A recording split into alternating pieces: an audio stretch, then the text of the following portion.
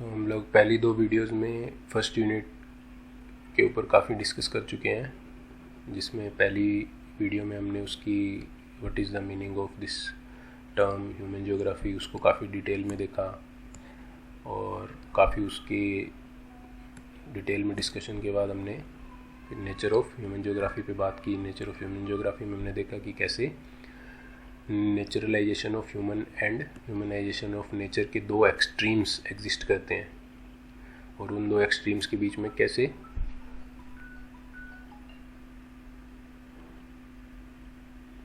हम लोग neo determinism का पाथ हमें चूज़ करना चाहिए ताकि ह्यूमंस की नीड्स और एनवायरनमेंट का बैलेंस एक मेंटेन रहे, दोनों आपस में एक बैलेंस बना के चले, ह्यूमंस और ज्योग्राफी। तो वो क्या था, नियो डिटर्मिनिज्म। और naturalisation of human and humanisation of nature के बाद अब हम लोग देखते हैं इसमें कि what is the scope of human geography, जो कि मेन इस चैप्टर का सेकंड पार्ट है। स्कोप में जो हम लोग स्टडी करेंगे वो हमें इस पूरी बुक को और हमारी सेकंड बुक को भी समझने में काफ़ी हेल्प करेगा, जो हमारी सेकंड बुक है India people and economy. So human geography के अंदर फील्ड्स एंड सब फील्ड्स रहेंगे काफ़ी, जो हमें एक्सप्लेन करेंगे। Relationship, bar bar relationship is very important word in your every aspect. Even for this entire book you have to use this word relationship. So जब see this thing between all elements of human life and space they occur over. So human geography में कोई ऐसी चीज़ नहीं है जो human से related है जो हम जियोग्राफी से लिंक नहीं कर सकते। तो जियोग्राफी में, ह्यूमन जियोग्राफी में डिफरेंट फील्ड्स हैं। वो फील्ड्स डिफरेंट कैसे हैं, जब उनको लिंक किया जाता है किससे, बाकी की सोशल साइंसेज से। सोशल साइंसेज क्या होती हैं, जिसमें हम लोग ह्यूमन सोसाइटी के बारे में पूरा स्टडी करते हैं। ह्यूमन सोसाइटी के बारे में जो स्टडी करेंगे वो सोशल साइंसेज का पार्ट है। जैसे sociology is the study of human society, psychology is study of the human psyche, psyche mean in the sense कैसे ह्यूमन सोचता है, ह्यूमन माइंड। वेलफेयर इकोनॉमिक्स, जो गवर्नमेंट वेलफेयर स्कीम्स होती हैं लोगों के लिए, उसके ऊपर स्टडी होती है।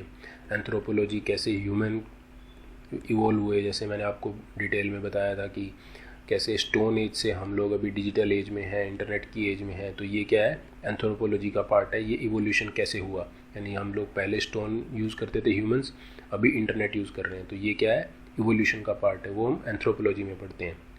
सोशियोलॉजी, हिस्ट्री, इवन हिस्ट्री को भी हम लिंक करते हैं। अगर आप लोगों ने 10th क्लास में पढ़ा हो इंडियन फ्रीडम स्ट्रगल या वर्ल्ड हिस्ट्री है, तो ये सारी जो कन्फ्लिक्ट्स आते हैं, बॉर्डर कन्फ्लिक्ट्स आते हैं या जो अटैक्स होते हैं, वो सब किस वजह से होते हैं, जब हम जियोग्राफी से हिस्ट्री को लिंक करते हैं, उस वजह से।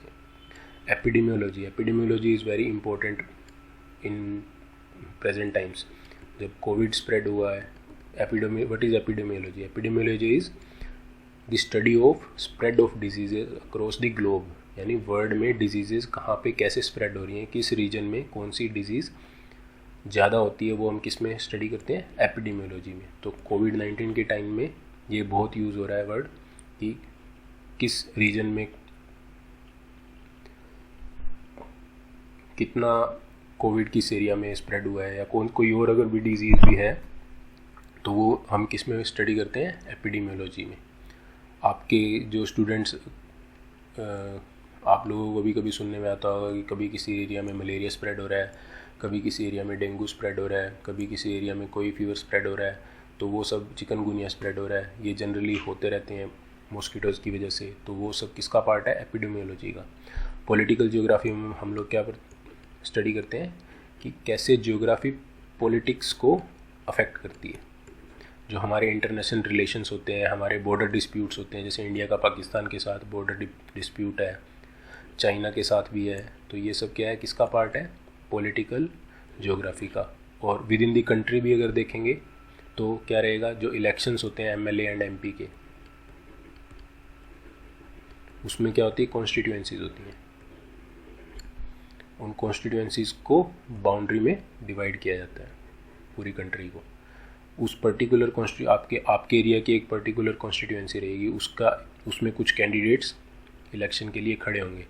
जो बाकी के लोग हैं वो उन कैंडिडेट्स को अपनी प्रेफरेंस के हिसाब से वोट डालते हैं।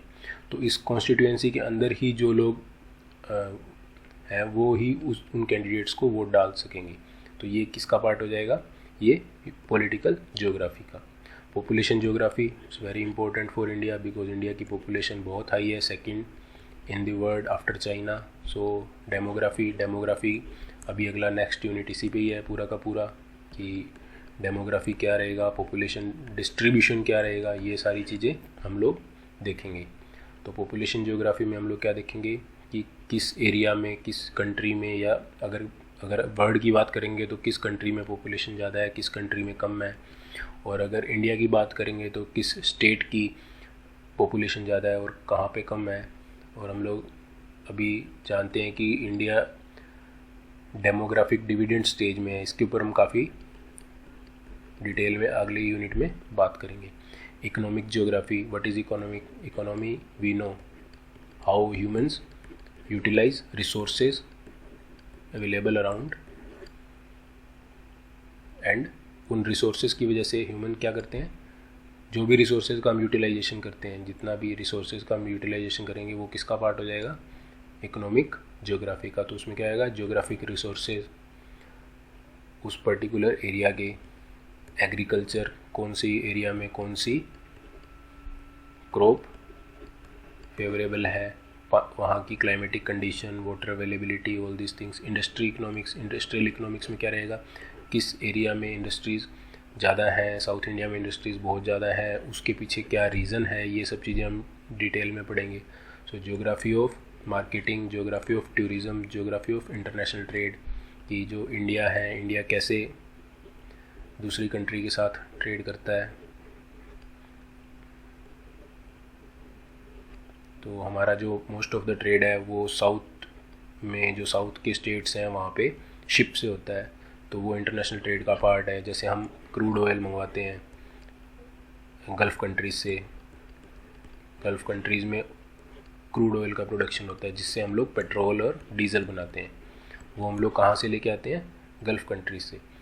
तो वो international trade through C root होता है। तो उसमें क्या रहेगा? इंटरनेशनल ट्रेड की जियोग्राफी भी हमें समझनी होगी।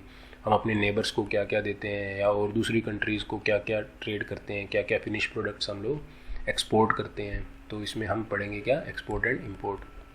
तो ये सारी चीज़ें आगे हर यूनिट में, डिफरेंट यूनिट्स में different aspects of human geography will be discussed in detail.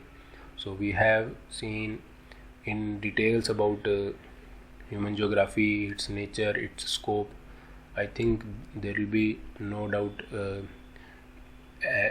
from the point of view of concept, but still if you people feel any doubt, you can comment on these videos, and in some time I will be linking also a Telegram group channel, so you people can ask your doubts on that Telegram group. So I'll be taking those videos on doubts as well. So अभी first unit is complete, सो इसके बाद हम शुरू करेंगे next unit